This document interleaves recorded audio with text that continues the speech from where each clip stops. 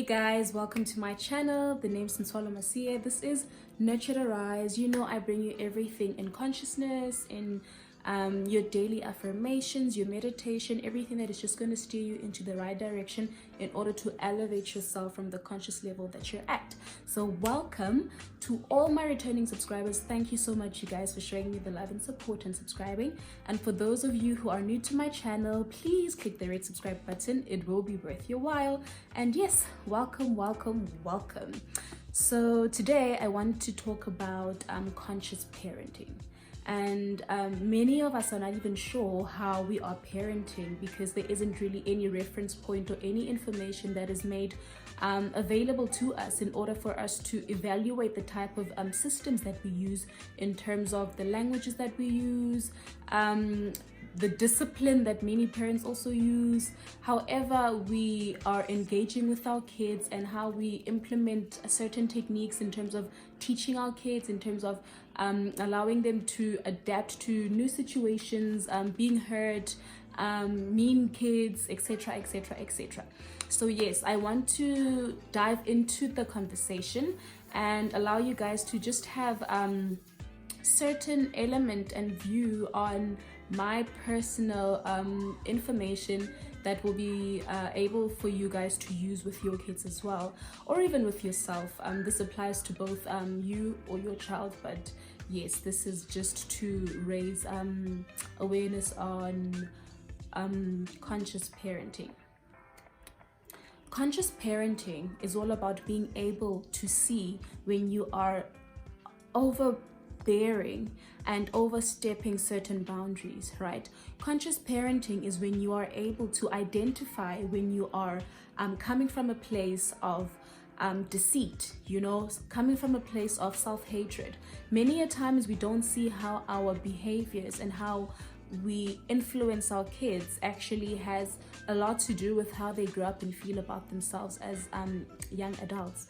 So today I want to help you guys to look into certain language patterns and hypnotic patterns that you guys can use in order to have a good parent-child relationship, so that your kids don't grow up having issues or feeling better about themselves, and so forth and so forth.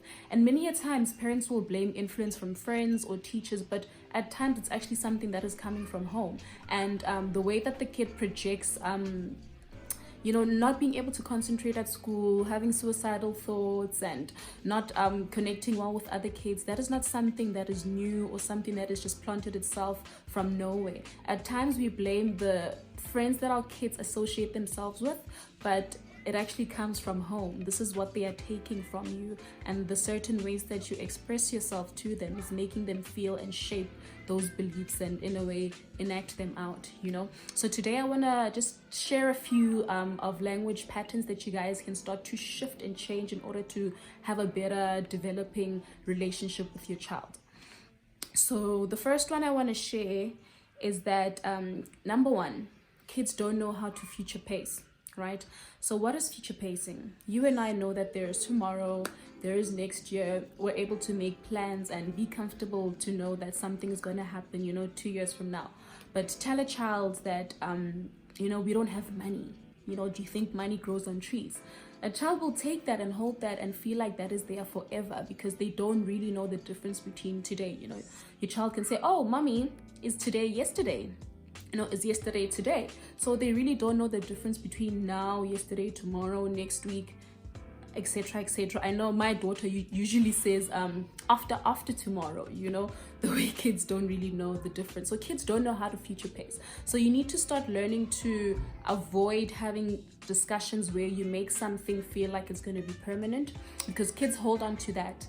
You know, if you're going to be talking about money, for instance, and you tell your child that no, money doesn't grow on trees, you know, it's true, Peggy, that we don't have money, kids take that in and they feel like it's going to be there forever, and they end up growing up to be adults who believe that money is scarce and they're going to be poor forever, because that is a concept and belief that they took in childhood, and this was imprinted in them as children from their parents. So that is number one. Avoid discussions where you are talking about things that are in future, only because now kids will internalize that, especially if it's something that is in a way negative. Avoid that, you know, avoid that. And then number two is using words, right? Parents are so quick to respond and say, ah, you're so forgetful, you're so stupid, why can't you be like your brother? Your brother does this so well, why can't you? You know, kids internalize that. Like, if a kid is constantly hearing that, they in a way start to believe that they are that person who is very forgetful, that person who is stupid, who needs to be like their brother. So what you can start doing, I'll make an example. For instance, my daughter and I had to go to the shops, right? And as we get into the car, she quickly jumps and says, oh my gosh, mommy, I need to go fetch something. I'm like, oh, okay, baby, what did you remember? You know, she says, oh, I remembered that the money that I saved, I left it on the couch, so I want to take it so I can go buy something. You know, any other parent would have said, oh my gosh, what have you forgotten? You've got such a bad memory. You know, why can't you be like me? I know that I need to take my stuff. If I'm going to the shops, I prepare, and I know, you know what I mean? So some parents actually aren't paying attention to the words that they use. You know, there's a way of twisting words and finding better words to communicate in order for your child to feel like they are good, and, you know, for them to feel better about themselves. So I could have easily just said to my daughter, you've got such a bad memory, what have you forgotten? And the thing is, the more you say something like that, is the more it stays in their mind. You'll find that your child is now someone who's very forgetful. You know, now they grow up and, you know, they're an adult who forgets, you know what I mean? Like, we need to be very cognizant of how we communicate with our kids. Choose better words, encourage them. Oh my gosh, you know, you've got such a good mind. Like, every time you get to the car, you remember, something clicks, you know, and they like those compliments. Those compliments give them confidence, and that confidence allows them to embody that compliment of them being someone who remembers. You know, my gosh, you've got such a super brain, you know, I can learn a lot from you. So kids like that, and many a times we take out our frustrations and we try and be spiteful and make them feel bad for even not getting good grades at school. You know, oh my gosh, can't do it. Why fail? You know, we slim, you are so stupid, you are, you know, these are things that we need to stop. These aren't okay for our kids. And it's okay if you've done it, because it's something you can rewire, you can unchange, and you can look into, you know. So yes, that's another. The next point I want to raise is the words we use when we are in a way trying to avoid our kids getting hurt or controlling how they do things. And, you know, number one, if your child is probably playing on a tree and you say, oh my gosh, get down, you're gonna fall. Those words, you can actually create that by saying you're gonna fall, you know. And apart from actually creating that outcome, another thing you do is you create fear in your kids. Your kids grow up being afraid to try new things because they fear that they're gonna fall, they're gonna get hurt, etc., you know. So another thing is, be very, very mindful on how you use words when you're trying to help your child learn something new. And there's my child crying right now. Guys, being a mom. But anyway, yes, so it's always so important to make sure that when your kids are having fun, you know, we do know that kids are constantly experimenting, and some parents don't even allow their kids to experiment. They'll tell them that, hey, don't climb that, don't do that, you are such a naughty kid, you are such a bad kid. And there is no such thing as a good or naughty kid. Kids are constantly just trying to experiment, and the only way we can help them in experimenting is using words that can allow them to give them confidence. Like, okay, I see you climbing the tree, please can you just watch where you put your hands so that you can swing properly, or you can jump off properly, without you having to say, hey, get off that tree, you're gonna fall, don't you know it's dangerous to climb trees? Whereas we know that climbing trees is not dangerous, you know. We used to climb trees as kids. So that's another one that I wanted us to look into. Another thing that forms a child's blueprint is when you are using words. For instance, let's say your child is getting a cup of water, and you'll be like, hey, don't drop that, you know, don't drop that. Like I said, the more you emphasize on them not doing something, they actually do it. So rather say, okay, my baby, I see you've got a glass, can you just watch where you're going and make sure everything stays inside your cup, it doesn't spill, you don't break the cup, and so forth. So what creates the blueprint in a child's mind is when, for instance, your child breaks a glass. Oh my gosh, I knew you would break it. Every time you take a glass, you always have to break it. So that creates a blueprint in the child. Okay, the mind, it registers that in the mind. It says, okay, so I'm constantly breaking stuff. My mom knows I break stuff. So let me start creating instances where I break stuff. And then you find that your child is constantly breaking stuff, or hey, sit down, don't spill your juice. And then same time your kid spills the juice. Kids don't register, don't. Rather just say to them, my baby, please can you watch how you're drinking, watch how you're playing, be careful when you're, kids register that. So the moment you tell them that they are something, that they are constantly spilling, they're constantly breaking stuff, they are messy, they are untidy, that forms a blueprint in the mind, and kids take that. They end up growing to be untidy people, they end up growing to be messy people, and they wonder, all right, I wonder where I find this mess, like where I get the messiness from. But it's the programming from childhood. They become messy people because you have told them they are messy people, and you've reaffirmed it all the time with their actions. There's better ways of dealing with these things. Even if a child breaks a glass, some parents will go hysterical. Whereas the glass it's not even more than 20 rand. I mean, you can replace a glass, but the way parents are so strict, they will hit their kids just for breaking a glass. So these are the things that create fear and doubt in our kids, so that when they grow up, they become insecure people. Another mistake we tend to make as parents is to believe that our kids are here to fulfill our destinies. We become under the influence that our kids are here to fulfill the dreams that we never were able to fulfill. They are here to, in a way, live the life that we have always imagined.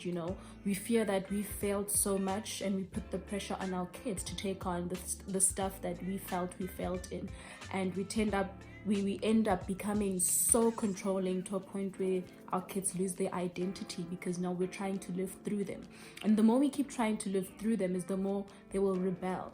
You find your child being someone who becomes a drug addict, someone who is okay with just engaging in sexual activities that are very harmful to them. So the stuff that we are constantly doing with our kids in terms of trying to instill our beliefs, our dreams, our destiny onto them, is actually what is so detrimental to them, because it does not allow them any room for growth, for who they are here to be. They can't emerge into the soul they are supposed to be.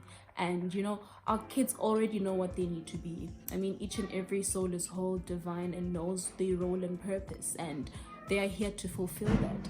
And we take away from them when we start to initiate certain things that they need to do, start helping them through it and making sure that they succeed in that role. But we forget that they are here for themselves. So that's another thing that parents make a mistake on, is trying to live through their kids. So that's another one. In fact, that is the tip of it. Like, that is number one. We need to eliminate that completely, because you'll grow up with a child who becomes, suicidal, who becomes a drug addict, and you don't understand how or why. It's because the child was never ever given the opportunity to freely be who they need to be. Their soul has never really had the opportunity to emerge and to get into the stuff that it desires, it likes, and so forth and so forth. There is no perfect parenting, and I think the moment we realize that our kids are actually here to teach us to be in the present moment, kids are so present, kids are so in the moment. We are constantly worried about next week, who did what to us, what needs to happen. Kids are literally here to help us reacquaint the inner child within us. And if we allow ourselves to be open to that idea, we then open ourselves up to a harmonious relationship with our kids that allows them to grow beautifully without any issues, with learning that is made easy for them, because they're able to express themselves freely. They're able to voice their opinions openly without fearing that you will judge them, you will shout at them, or even reject their thoughts or opinions. So being able to take that in allows you to also open yourself up to the mystical, the beautiful, the amazing, because you learn to be in the moment, you learn to be thankful, you learn to be optimistic. Kids are literally blessings, and they are a gift from the universe to help teach us to live in the moment, just as kids live in the moment. So yes, you guys, this was just an introductory conversation. There is a lot more that I want to share with you guys. For now, with the little that we've spoken about, feel free to comment, You can also just drop me a DM on Instagram, which is at @tinswalomasia. Let's continue the discussion, you guys. Tell me what you think, tell me your thoughts, pose a question, and we can then get into it and engage more on it, because I mean, we owe it not only to ourselves but to our kids to raise them as conscious individuals. You know, a lot of kids, and we see it with ourselves, you know, we end up suffering as adults and we don't know how the suffering actually formed, but it's through childhood, it's through the upbringing, it's through the relationships that we had with our parents and the manner in which they related with us. So we can actually stop that from getting to our kids, where they are the ones now who are seeing therapists, who are going to see shrinks, and you know, who are suffering from depression and anxiety and all these other dreadful things, you know. So let us just raise each other up, let's lift each other up as a community, as women, as parents, and let's just raise amazing children who are going to be there for each other, who are going to be independent, who are going to be able to thrive and strive for everything that they need and believe in. So yes, thank you so much for watching, you guys. I hope the little bit I shared with you guys was actually informative and you guys enjoyed it, and it has in a way influenced you to look at how you do things and how you communicate and relate with your kids. So thank you. Please don't forget to like, comment, and subscribe. I love you guys so much. I'm out.